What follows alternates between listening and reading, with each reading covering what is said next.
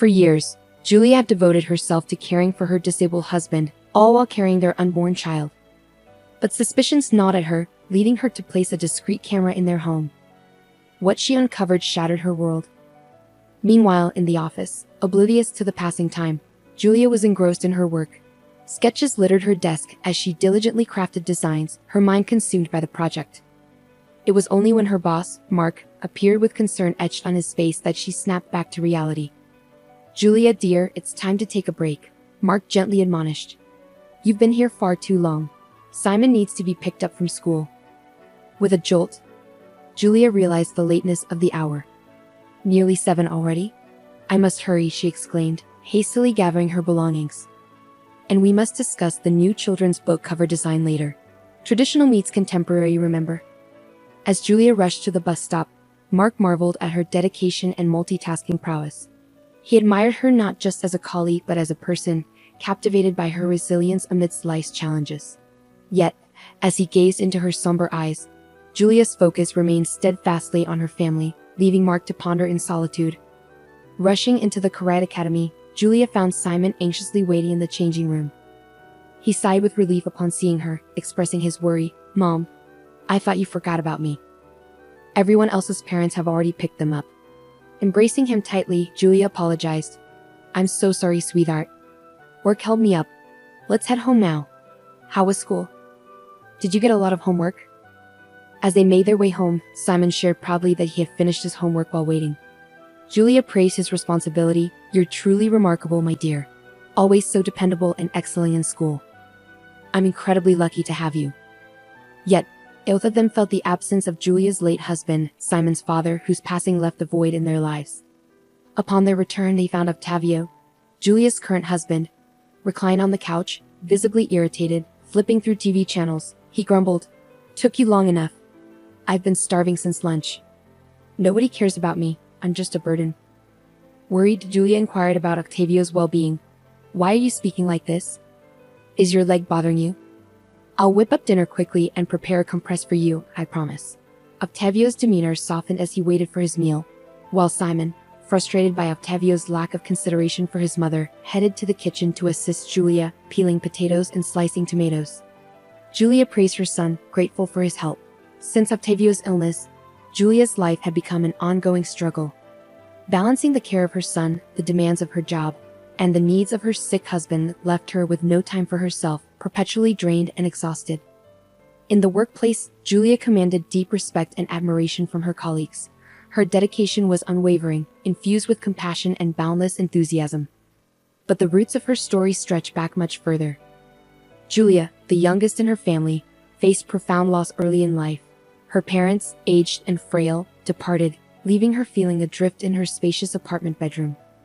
Yearning for moments shared with her mother, longing for words of encouragement and paternal affection, Julia found herself navigating a world now devoid of their presence. Amidst this tumultuous period, Julia encountered Tony, her first husband. A soldier by profession, Tony's deployments often kept him far from home, punctuated only by brief reprieves. Their love blossomed swiftly, culminating in marriage.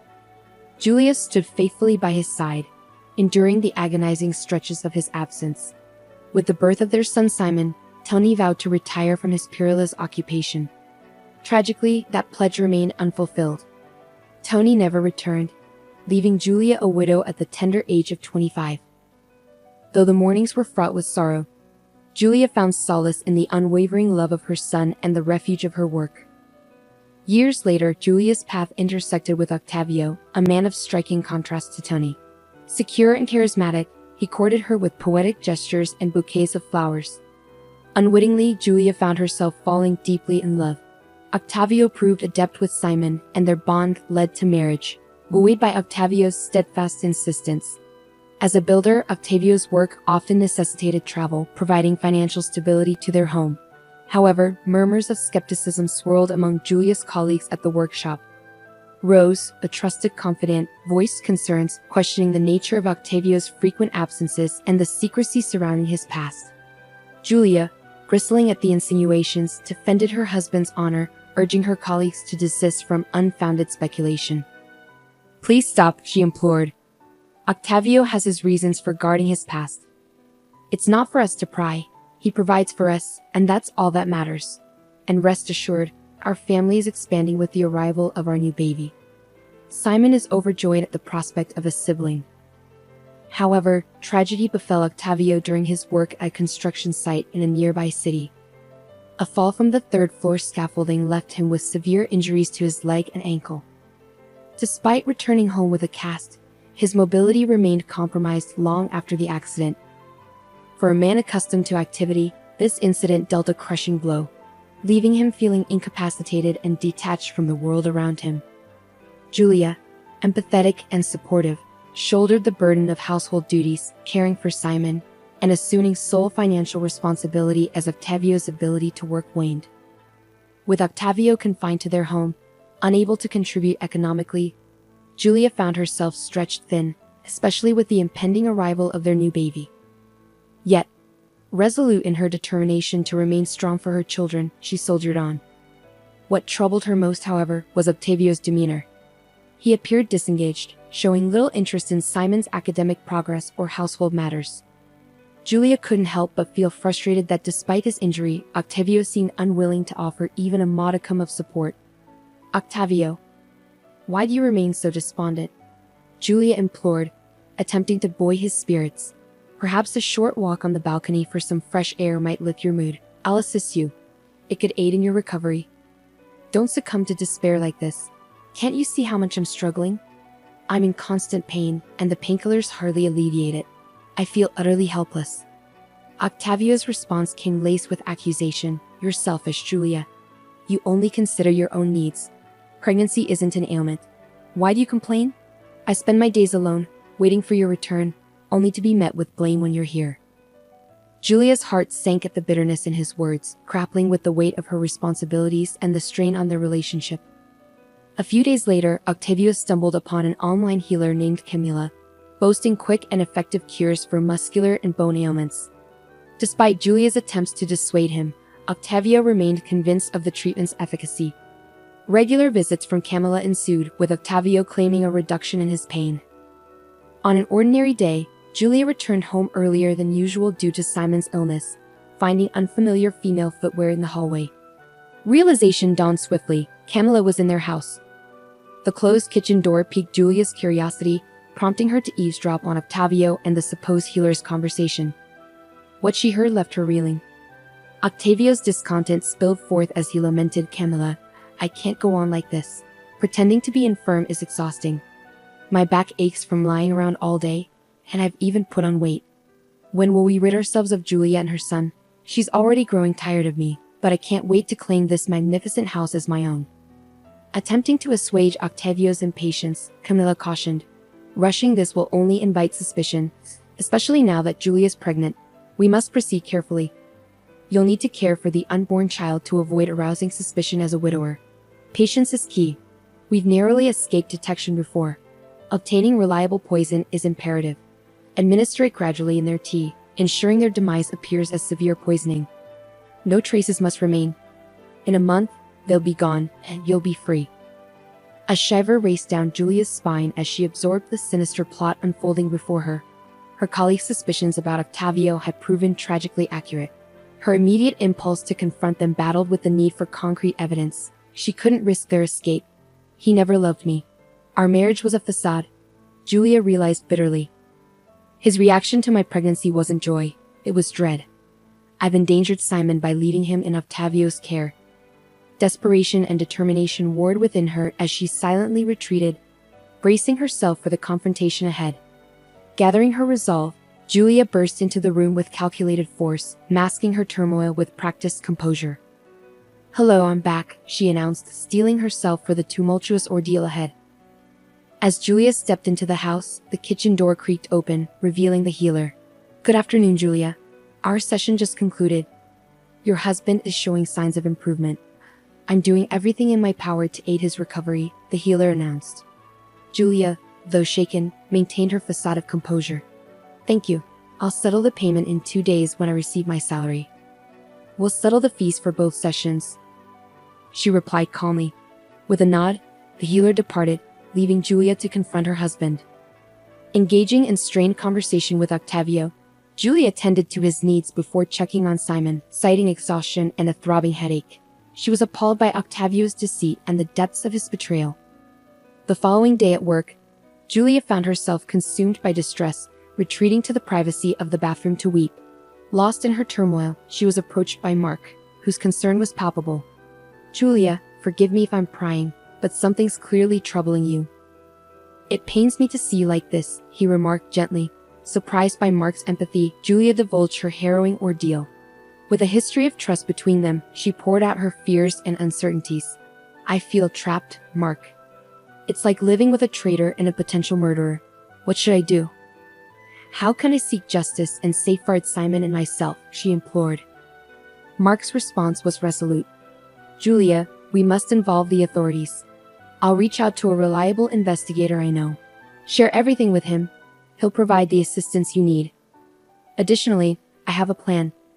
Discreetly tamper with Octavio's wheelchair, removing the screws, and leave a concealed recording device. If he's feigning his condition, he'll reveal it when the chair collapses. That'll be the evidence we require. I'll coordinate with the police for swift action. Remember, you're not alone in this." Empowered by Mark's support, Julia felt a surge of relief. With guidance from the investigator, her fear abated somewhat. She resolved to meticulously gather evidence against Octavio and the fraudulent healer, heeding the investigator's advice to exercise caution, preparing her own food and drink. Yet, with each encounter with Octavio, her resentment and fury simmered beneath the surface, fueling her determination to expose the truth. That night, Julia meticulously tampered with Octavio's wheelchair, carefully removing the screws and setting up her cell phone to record. As Octavio leaned on the chair, the wheels gave way, causing him to tumble. Swiftly rising to his feet, he attempted to maintain his ruse. Simon, drawn by the commotion, dashed into the room, jubilantly exclaiming, "Uncle Octavio, you're not sick anymore. You're cured. How amazing."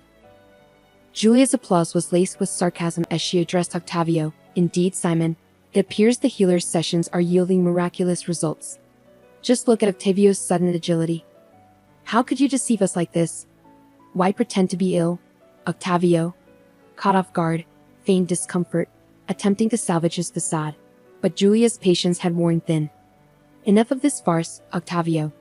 Your deceit is laid bare. There was never any injury, it was all a fabrication." Before Octavio could concoct a response, the doorbell rang. Simon rushed to answer it, ushering in Mark accompanied by a police officer. Informed of the plan, Mark wasted no time in springing into action. Together, they swiftly immobilized Octavio, thwarting any chance of escape. The police officer wasted no time in issuing a stern declaration. "Octavio Martinez, you and your accomplice Lucia, also known as Camila, are under arrest for attempted murder against Julia and Simon. Further investigation has revealed similar schemes in multiple cities, exploiting vulnerable individuals for personal gain. Your malicious intent will not go unpunished." Octavio's protests fell on deaf ears as the investigator intervened, silencing him. "Your theatrics won't save you, Octavio. Julia has provided damning evidence of your fraudulent recovery, and your accomplice has already confessed. Your time for deception is over." Julia, still reeling from the shock, watched as Octavio was escorted away, her heart heavy with the weight of betrayal. As the chaos subsided, Simon approached Mark, displaying a maturity beyond his years, a silent testament to the resilience of youth. "Thank you for helping Mom. Uncle Octavio is bad. I don't like him. He doesn't love Mom or me." "He's not coming back," Simon stated solemnly. Mark replied with equal gravity, "No, Simon, he's not coming back. And I'll be around if you'll have me because your mother needs support now." Simon's innocent smile brightened the room. "Sure, come visit us more often. You're like a movie hero unmasking Uncle Octavio," he quipped. Recognizing the need for privacy, Mark suggested, "How about you watch a cartoon? I need to talk to your mother. It's adult stuff, probably boring for you." Understanding, Simon headed to his room as Mark turned his attention to Julia. He enveloped her in a comforting embrace, his voice gentle. "Don't torment yourself anymore, Julia. It's all over. Octavio and his accomplice will be in prison for a long time." Julia, almost in a daze, murmured, "Why do I have such bad luck? My first husband died. The second was a criminal, and now I'm pregnant with his child. Why can't I find a decent man? Is it me?" Mark's response was steady and reassuring. Don't you see who's been by your side all these years? You're searching for happiness in distant places without realizing what you already have. I've always loved you unconditionally, Julia. I would never betray you. Look around. I don't want to pressure you, but know that I'm here." Touched by his sincerity, Julia finally allowed herself to trust. She embraced him gratefully. "Thank you for being here, Mark, for everything. I don't know if I can reciprocate your feelings, but I'm willing to get to know you better. And who knows what the future holds." Mark's response was filled with understanding. "Don't worry, I have great admiration for you, and above all, I want to be your friend, someone you can trust. If it doesn't work out romantically, that's okay. But at least let me be there for you. I don't want you to leave my side, Mark. I just need time to process all this.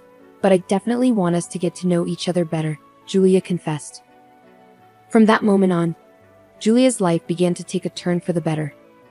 Despite the challenges of pregnancy and lingering doubts, Mark remained a constant source of support. Their bond deepened, and eventually Julia realized that Mark was the loving and reliable partner she had been searching for. She divorced Octavio and married Mark, finding happiness in the warmth of his love. She had always harbored dreams of a loving family, even though she initially dismissed Mark as merely a man of charming words. However, time proved him to be a steadfast and affectionate partner, both to her and to Simon. Their workshop thrived, and Mark's business ventures occasionally took him away on trips to negotiate clothing sales in other cities. Julia still had a month left until her expected due date, but fate took an unexpected turn one night when her water broke prematurely, triggering early contractions. In a panic, she called for an ambulance, slipping into unconsciousness, barely managing to request her neighbor's assistance in caring for Simon. Rushed to the hospital, Julia's labor unfolded into a nightmarish ordeal, a relentless struggle between consciousness and oblivion. Among the massed medical personnel attending to her, Julia failed to recognize one nurse, Lucia, Octavio's accomplice, who had seized an opportunity for revenge against Julia for thwarting her plans with Octavio. Upon regaining consciousness, Julia's heart sank as she realized the absence of her newborn. Frantically, she demanded answers, her voice a desperate cry echoing through the sterile hospital room. "Where is my son? I need to see my baby. What happened?" Approaching her with a heavy heart, a doctor gently broke the devastating news. "I'm deeply sorry, Julia, but your son didn't survive. The umbilical cord was wrapped around his neck, and despite our best efforts, we couldn't save him. You're young, there will be other opportunities for you to have children." Overwhelmed by grief, Julia buried her face in her hands, her sobs echoing off the stark hospital walls. The doctors intervened, administering sedatives to ease her anguish, yet the pain of losing her child pierced her soul, leaving her shattered and bereft. Upon learning of the tragic loss, Mark hurried to the hospital to offer solace to Julia. She was consumed by inconsolable grief, murmuring through tears, "I would rather have perished than my son. I can't bear to live. Why did this happen to me?" Mark enveloped her in a tender embrace, his touch a feeble attempt to soothe her anguish. "Don't speak like that, Julia. You must stay strong, especially for Simon. He still needs you. Time will ease the pain. I'll be here every step of the way," he assured her gently. As they laid their baby to rest, Julia wept bitterly at the small graveside, grappling with the unbearable reality of their loss. Only Simon's unexpected fortitude and maturity offered her a glimmer of solace, allowing her to navigate the depths of her sorrow. Together, mother and son embarked on the arduous journey of healing. While the memory of their lost child continued to weigh heavily on Julia's heart, 7 years later, their atelier had blossomed into one of the city's most prestigious and sought-after establishments, drawing clientele from far and wide. Working in seamless harmony, Julia and Mark shared an unspoken understanding, their partnership flourishing amidst the creative whirl of their shared passion. Mark and Simon, now poised 13-year-old, had forged a bond akin to that of father and son. Simon excelled both on the soccer field and in his studies, a testament to his dedication and zest for life. One day, Julia found herself needing to take the subway for an urgent business meeting as their car was undergoing repairs. Along the way, her path intersected with that of a 7-year-old boy, his small frame supported by crutches, his appearance downtrodden and unkempt. Her heart constricted at the sight of him. Moved by compassion, she purchased pastries and hot tea, approaching the boy with a gentle offer. He devoured the food ravenously, nearly choking in his haste. Julia then delicately inquired, "Hello there, little one. What's your name? Why are you here on the streets? What happened to you?" The boy, once he finished eating, responded with a blend of timidity and resilience, "I'm John. I tried to ride a bicycle too big for me, and I ended up falling and injuring my leg. Since then, I had to rely on these crutches to get around." Concern etched across her features. Julia probed further, "That sounds serious, John. Haven't your parents taken you to see a doctor? You're so young. Surely there's treatment available." John let out a heavy sigh, his voice tinged with resignation. "My mother is always drunk, and I don't even know who my father is. She neglects me, never bothering to seek medical help. She insists it's better for me to beg for money."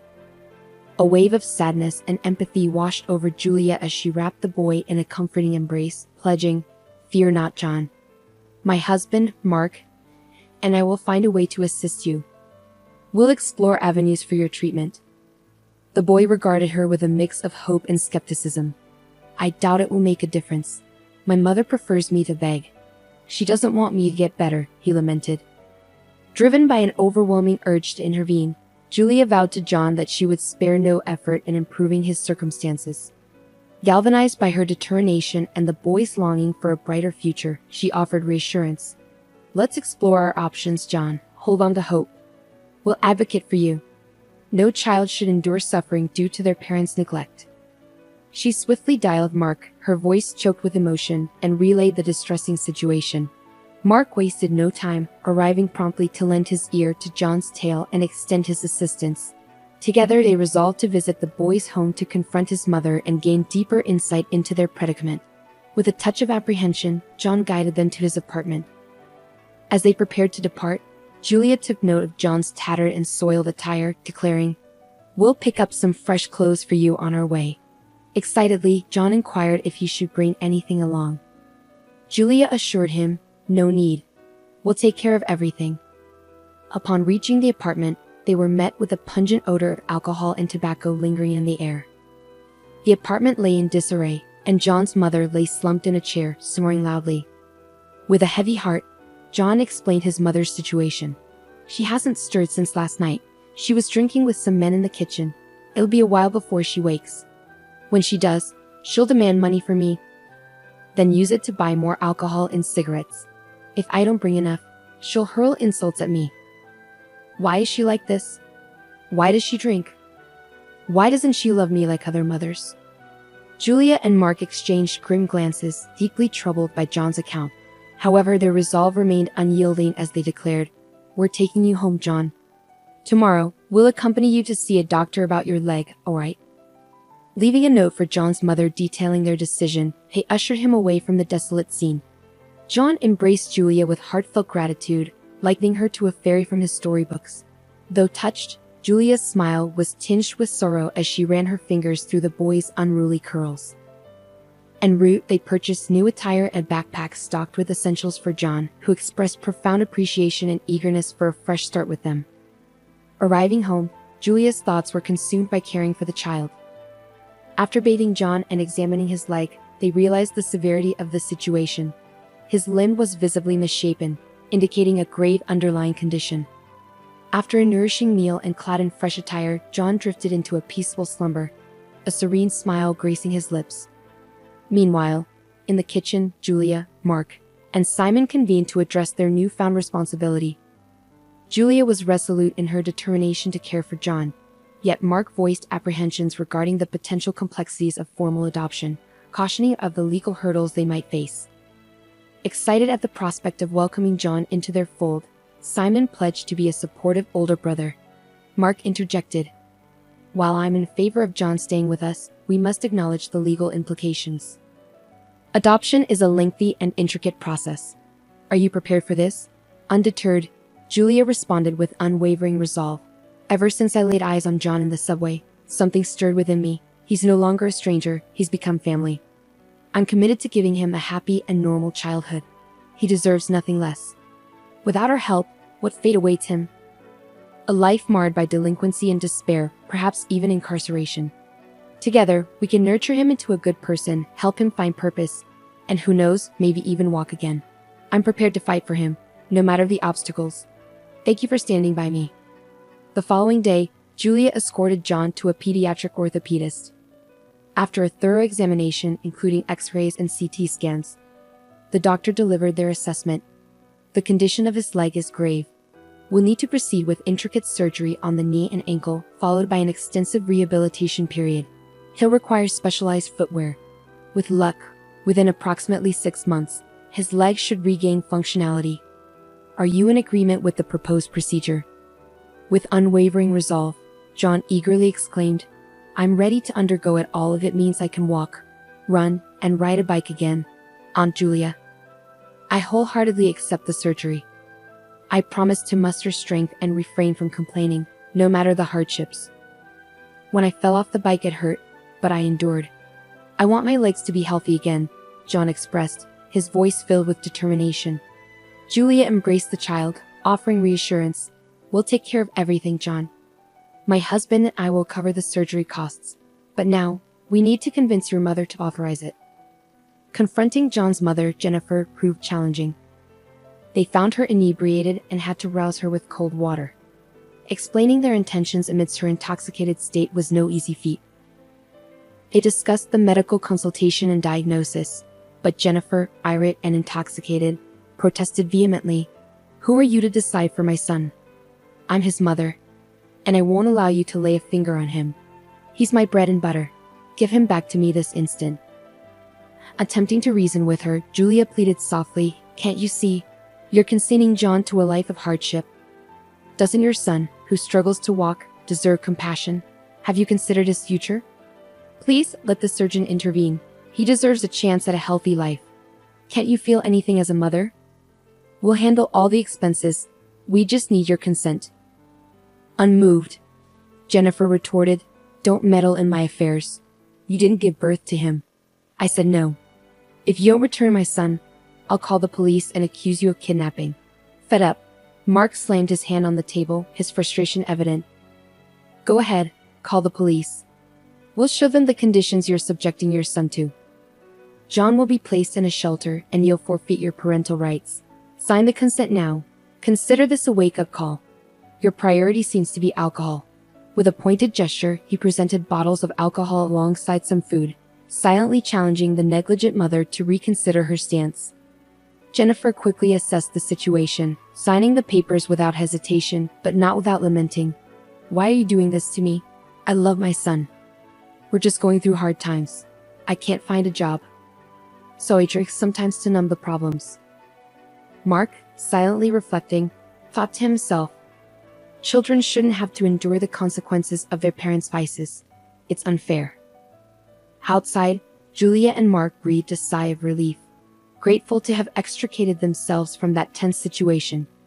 Almost simultaneously, they voiced their concern. We can't allow John to return to such a toxic environment. It's no place for a child. How he managed to survive there for so long is beyond me. With determination, Julia organized everything for John's surgery, ensuring all necessary tests were conducted. When the doctor requested blood donations from the family, an unexpected discovery surfaced. Julia and John shared the same rare blood type. Perplexed, the doctor inquired, Are you two related? Julia, denying any familial connection, explained John's situation. The doctor proposed a DNA test to confirm any potential relationship while proceeding with surgery preparations, expressing confidence in their likely connection.